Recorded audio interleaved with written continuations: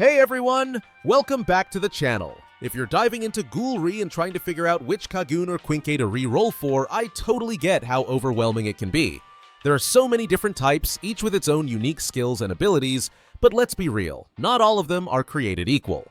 Some Kagune and Quinque are absolute game changers, while others might just leave you wishing you spent your re-rolls elsewhere. So today, we're going to break it all down for you with the ultimate tier list, making it way easier to choose which ones are totally worth your time.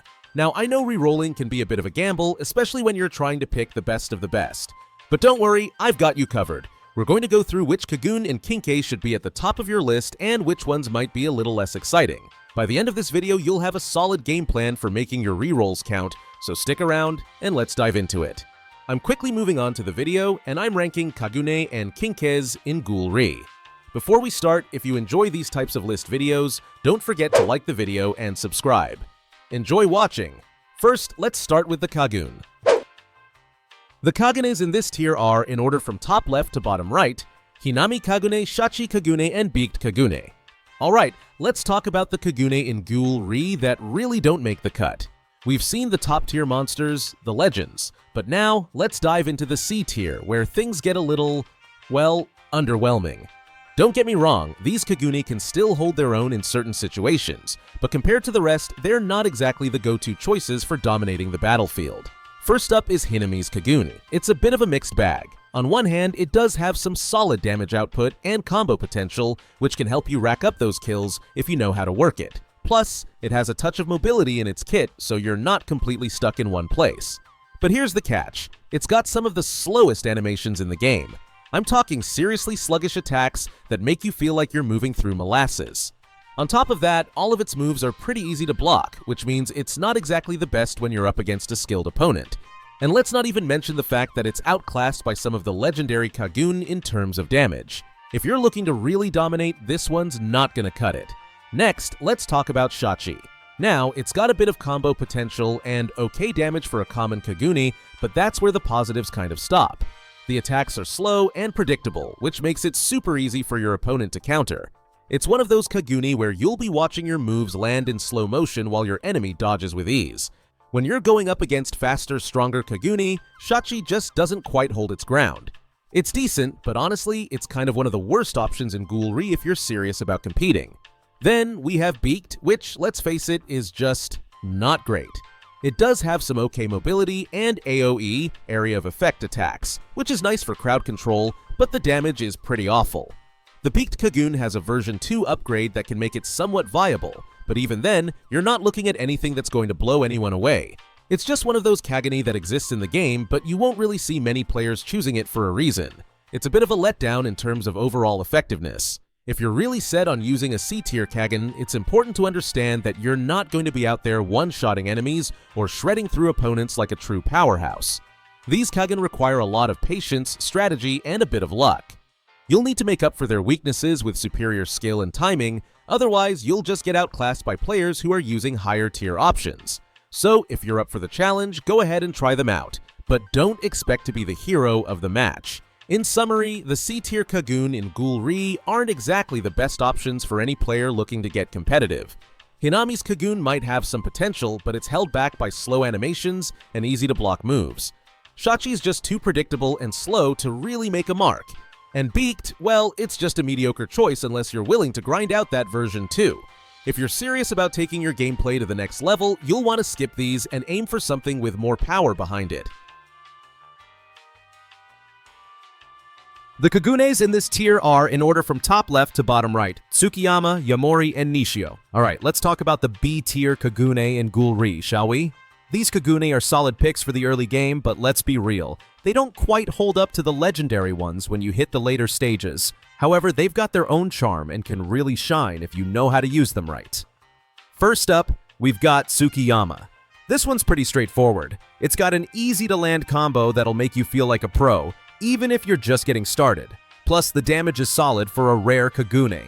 It's not going to blow you away with insane numbers, but it'll definitely get the job done. The downside? Mobility, or rather, the lack of it. If you're looking to zip around the map, this one's not going to help you much.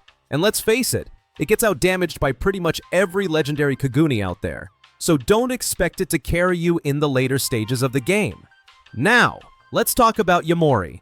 It's got a bit more range than Tsukiyama, which is a nice bonus if you're trying to poke from a distance. It also comes with some decent area of effect, AoE capabilities, so if you're surrounded, it can be a lifesaver. The combo isn't too shabby either, but here's the kicker. It has no mobility again. Like, seriously, what's up with these Kagune and their inability to move?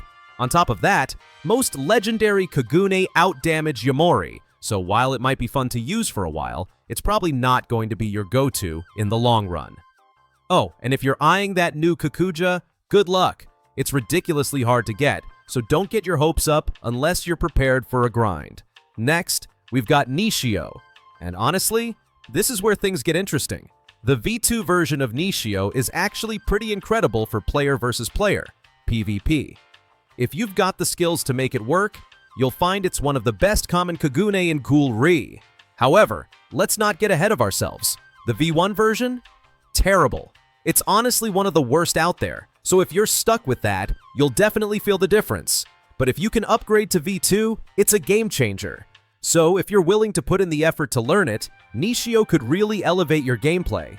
If you're wondering whether Nishio is the best B-tier Kagune, it's definitely a contender. The V2 has some serious potential, especially if you're all about that PvP life. But, as mentioned, it's not as easy to use as Tsukiyama or Yamori, so you'll need to get a bit more technical with it. The upside is, once you get the hang of it, you can dish out some crazy damage and maybe even surprise a few people in PvP. That being said, the B-tier Kagune aren't the end-all be-all. If you're just starting out, they're great for helping you progress without the insane grind needed for the S-tier or legendary ones. But as soon as you hit the mid-game, you might start to feel their weaknesses. They're not the powerhouses you might want for endgame content, but they can definitely hold their own in the early stages. In conclusion, while Tsukiyama, Yamori, and Nishio might not have the same legendary status, they all have their own strengths. Whether it's Tsukiyama's easy combos, Yamori's range and AoE, or Nishio's insane potential in PvP with V2, they can be really fun and effective if you play to their strengths. Just know that as you progress, you'll probably outgrow them and need to move on to bigger, badder Kagune. But for now, they're more than enough to get you through the early game. The Kaguns in this tier are, in order from top left to bottom right, Tatara, Bin, and Wing. Alright, let's talk about A-tier Kagunes in GHOUL RE. Now, before you go thinking A-tier means meh, think again. These Kagunes are far from being bottom-tier garbage. They're solid choices that can hold their own in both PvP and PvE. If you're re-rolling and you end up with one of these, you're not exactly stuck with a dud. You can still have a good time with them, but let's dive in and see what makes them tick. First up, let's talk about Tatara. This Kagune packs insane damage on all its moves, and we're not talking about a little oh cool damage. No, we're talking, I'm about to delete you from existence kind of damage. It also has crazy good combo potential. If you're someone who loves to string together attacks and put together those lethal sequences, Tatara's your buddy. But of course, nothing comes without its drawbacks. It's got pretty low range, so you've got to get in close. And here's the kicker, all of its moves can be parried easily. Not to mention, some might argue it's the worst of the legendary Kagunes in GHOUL RE. Yeah, it's that tough to deal with. Next on the list is Bin. Now, if you're a fan of 1v1 melee combat, this Kagune could be your new best friend. It brings some seriously solid damage and combo potential. The C skill, in particular, can guard break, and trust me, that's not something that's easy to dodge. If you're trying to break through defenses and dish out some punishment, Bin is good at doing exactly that. But don't get too comfortable just yet. It's not all sunshine and rainbows. Bin lacks mobility and range, which can leave you a little vulnerable in certain situations. Plus, it's outdamaged by the legendary Kagunes, so it might not be the best choice if you're looking for absolute power.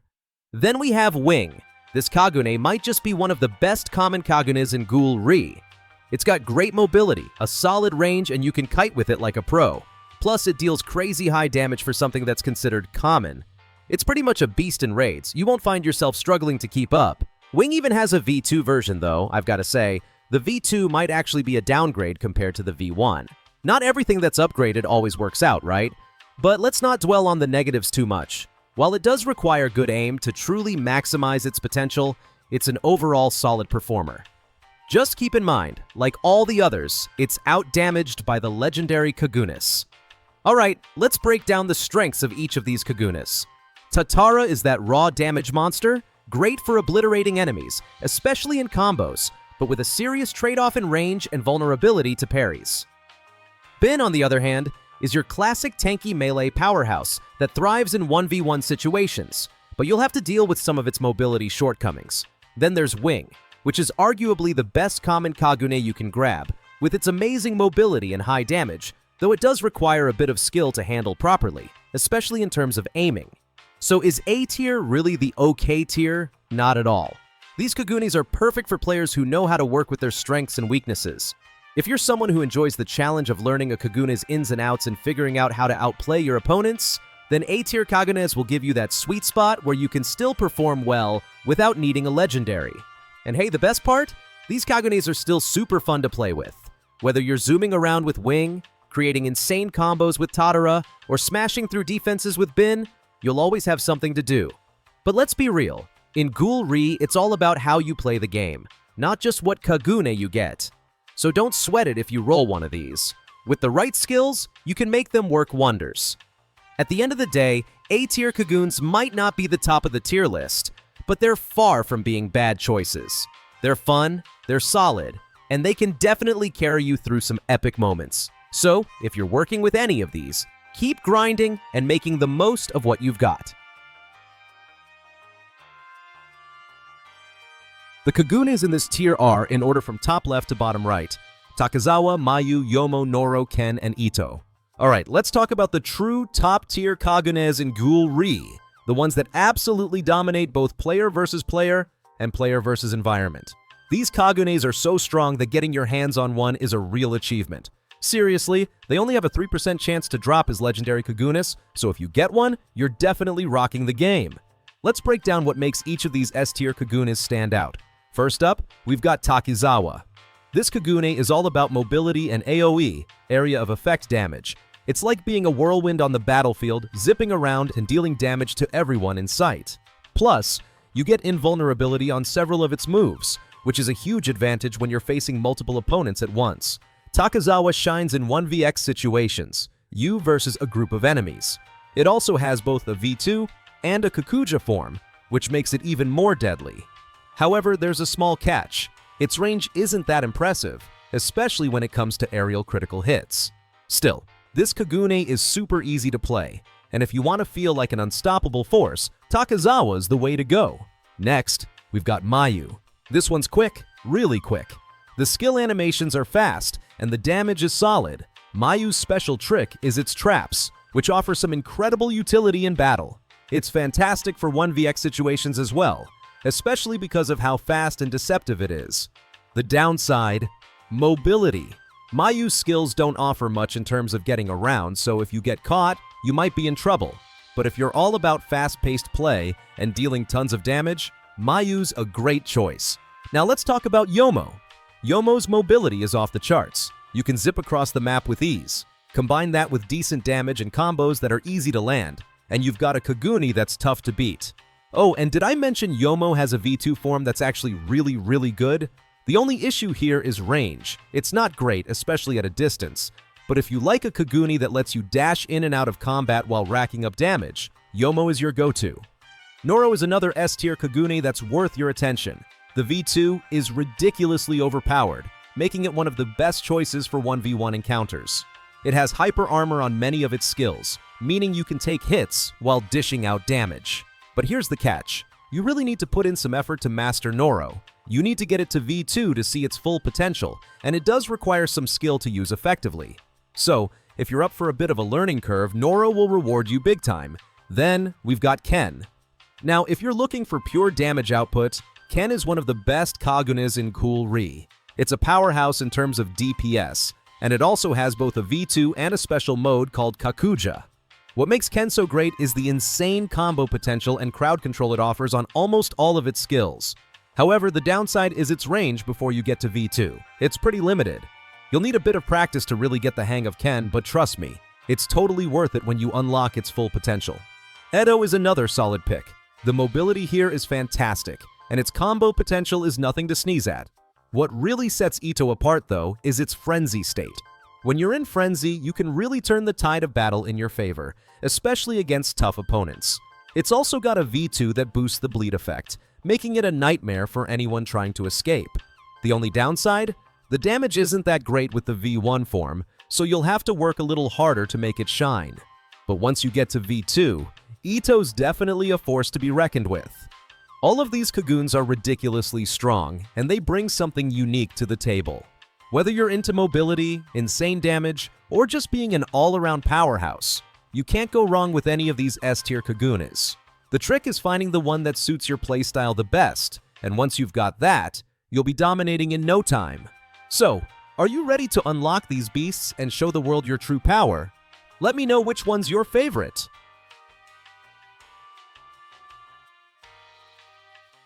Now there are Quinques in the queue. The Quinques in this tier are, in order from top left to bottom right, Demon Yamada, Bokusatsu, and Kajiri. Alright, so let's talk about some Quinque in GHOUL RE, but not the ones you want to get excited about.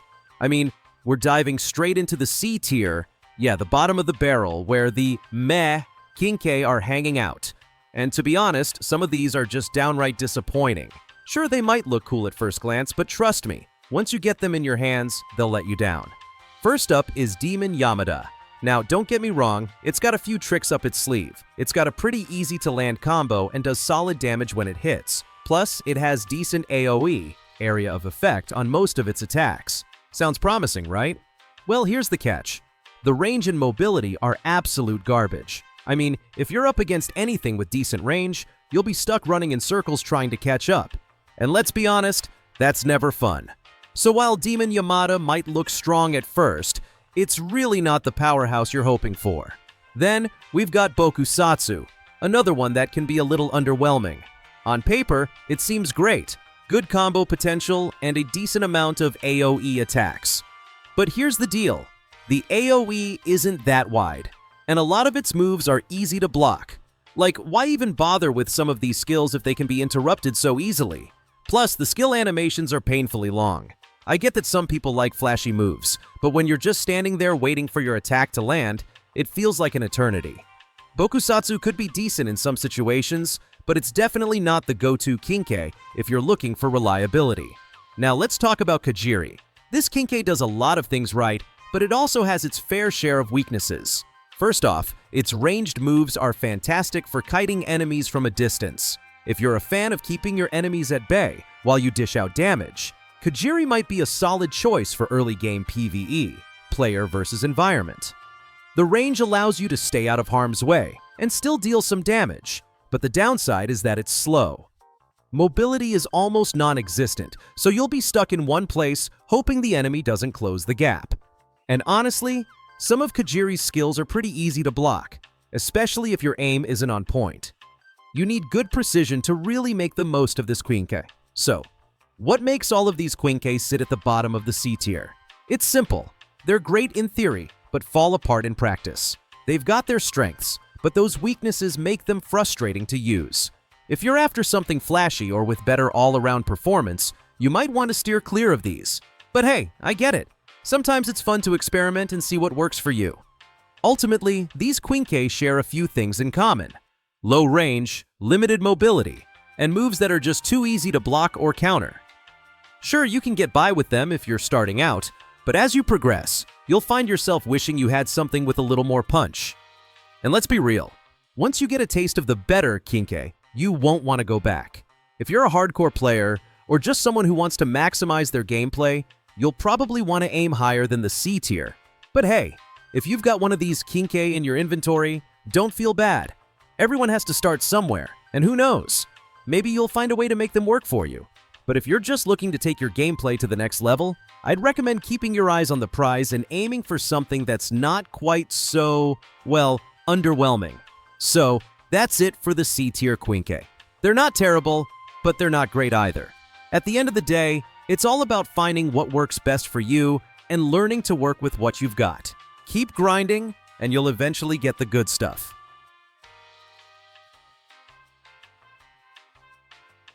The Quinques in this tier are, in order from top left to bottom right, Chi-Shi and Scorpion. Alright, let's dive into some of the B tier Quinque and GHOUL RE, the underdogs of the Quinque world. They're not bad by any means. In fact, they're fantastic choices for the early to mid-game progression.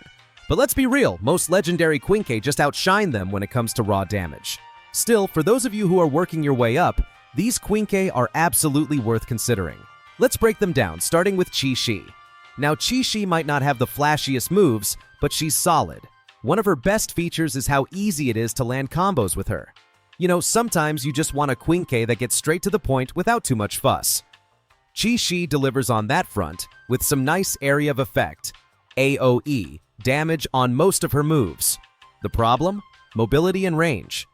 Chi-Shi can feel pretty sluggish at times, and with most of her moves being easy to block, you'll have to get creative if you're going up against anyone who knows what they're doing. Still, for the price of a B-tier Quinque, she's a reliable pick. Then we have Scorpion. And oh boy, if you're looking for mobility, Scorpion is your Quinque. Seriously, this thing moves like it's on roller skates, and when you pair that with some insane combo potential, Scorpion is a beast in 1v1 situations. It's one of the best common Quinque out there, no question about it. The catch here is that Scorpion's full power doesn't truly shine until you unlock its V2 upgrade. Before that, it's a bit lacking, and honestly, I wouldn't bother grinding for the V2 upgrade if you've already got other options like the Daojima and Yukimura V2s. Also, compared to legendary Quinque, Scorpion's damage output is on the lower end, but for a common Quinque, it still packs a punch. What really makes Scorpion stand out is its mobility.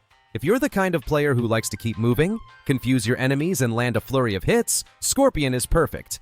But if you're someone who likes to dish out tons of damage without worrying too much about dodging or spacing, there are other Quinque that might serve you better in the long run. In the end, these B-tier Quinque are far from bad. They're just not going to blow you away with their damage like some of the legendary options will. If you're still working your way through the game, Chi-Shi and Scorpion are both excellent choices to get you through the grind. But don't get too comfortable. Eventually, you'll want to swap them out for something that offers more firepower. Still, for now, they're the reliable sidekicks you need to get the job done. The Quinques in this tier are, in order from top left to bottom right, Kwai, Aikse, Narukami, Aos, Yukimura, and Dojima. Let's talk about the Quinque in GHOUL RE, the ones that sit comfortably in the A tier. Now, they're not quite the top of the food chain, but they are still fantastic choices for both PvP and PvE. You'll definitely have a great time with them in mid and late game, and while they can hold their own, you'll eventually want to upgrade to something in the S tier as you progress. But for now, let's dive into what makes these A-tier Quinque so solid. First up, we have Kwai. This one's all about landing those clean combos. It's got a lot of gap closers in its kit, which means you can zoom right in on your enemies and unleash some serious damage. The single target damage on Kwai is fantastic, and it can really shine in those 1v1 situations. But here's the catch. Its range is extremely low, and when it comes to handling multiple enemies at once, it struggles a bit. It's great for focused combat, but not so much when you're surrounded. Next is Aikse. This Quinque is a bit of a beast when it comes to kiting enemies. It has a ranged mode that's absolutely overpowered for keeping enemies at bay. Not to mention, the damage and combo potential are really strong. But, and this is a big but, Aikse is not the most beginner-friendly option. You'll need a good amount of skill to really make the most out of its abilities. If you're up for a challenge though, Aikse can be a game changer. Now let's talk about Narukami. This Quinque is perfect for those who love AoE skills. It can handle both melee and ranged combat with ease, making it super versatile. It's one of the best Quinque for PvE situations, especially if you're looking to deal with a bunch of enemies at once. However, aiming the skills in PvP can be a bit tricky, and it also demands a lot of skill to fully unlock its potential. But if you're into a challenge and love AoE action, Narukami might be your go-to. Then there's Aos, a Quinque that's really easy to land combos with. It has a lot of gap closers, so getting in close to your target is no problem. In PvP, it's a real contender because its moves are tough to block. But here's the downside. Aos isn't exactly the most mobile Quinque, so you have to play a bit smarter. And don't forget, the Z skill requires some pretty precise aim, which can be a challenge if you're not used to it. Yukimura is another standout in the A tier, and let me tell you, its mobility is insane. It's got AoE skills that can really clear out groups of enemies, and the V2 upgrade makes it shine even brighter in PvP. It's one of the best common Quinque, and it's fantastic for grinding in general. However, it doesn't quite stack up in terms of damage and range when compared to the legendary Quinque, so you'll need that V2 to really make it shine. Dojima comes in hot with solid AoE and good damage across most of its skills. The mobility is fantastic, especially once you get the V2. Before that though, Dojima isn't exactly the best at handling tougher fights. And even with the V2, its damage still doesn't quite hit the level of the legendaries. But if you're looking for a Quinque with some versatility, Dojima's not a bad pick, especially with that sweet V2 mobility. These A-tier Quinque all bring something unique to the table, and they're fantastic for players who are still climbing up the ranks. They have great kits, solid damage, and offer a lot of flexibility depending on your playstyle. Just keep in mind that as you progress in the game, you'll likely want to swap them out for something from the S tier, but for now, they can carry you through some tough battles. So whether you're a fan of quick combos, AoE domination, or kiting your enemies from a distance, these Quinque have something to offer. They're not the easiest to master, but with a little practice and some clever strategy, you'll find yourself on top of the leaderboard in no time. The Quinques in this tier are in order from top left to bottom right. Fueguchi One, Arima, Solace, SSS Owl, Ginkui, 13s, Jason, Serate, and Nutcracker. Alright, let's talk about the Quinque that dominate the battlefield in Ghoul Rebirth Evolution. We're diving deep into the S-tier Quinque, those that will make you feel like a total beast, whether you're stomping through PvP or casually owning PvE. These are the ones that, in the right hands, can totally change the game for you.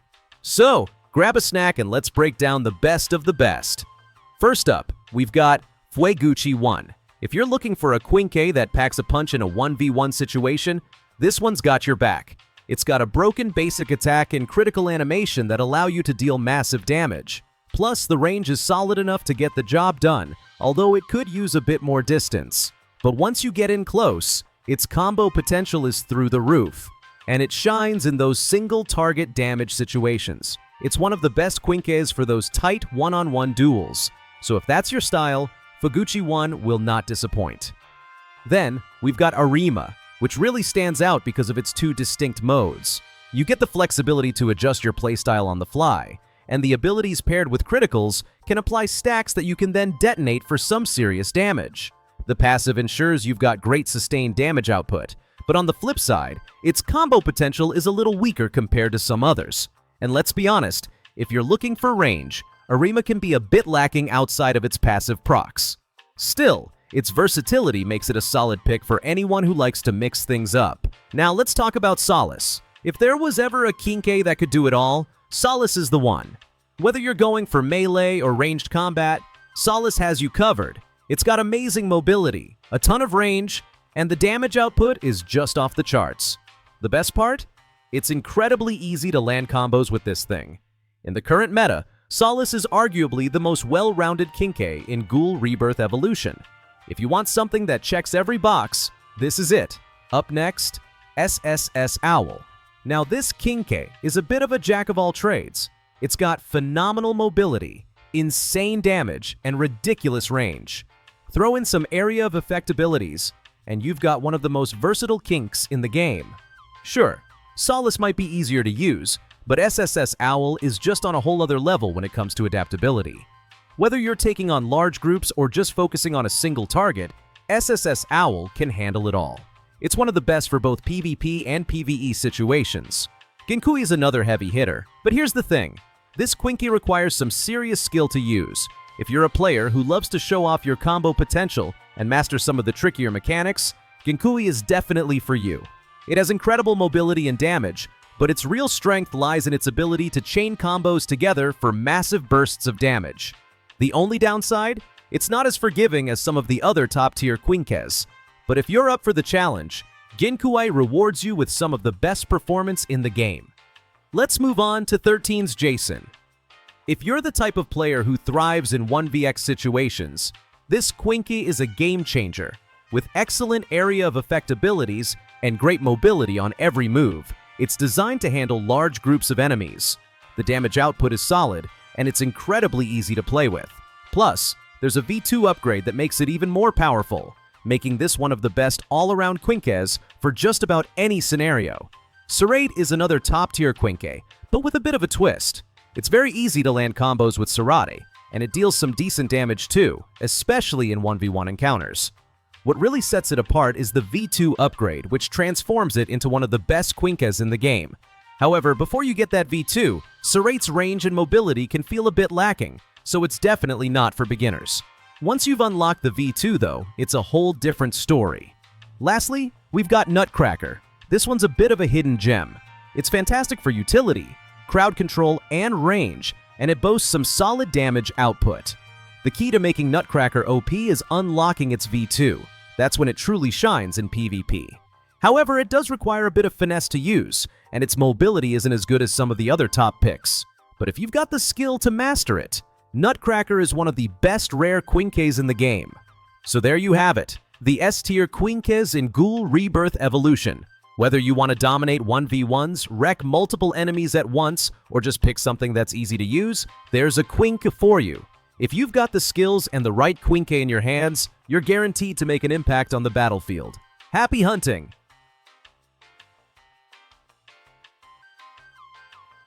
The video ends here. See you in another video. Don't forget to subscribe.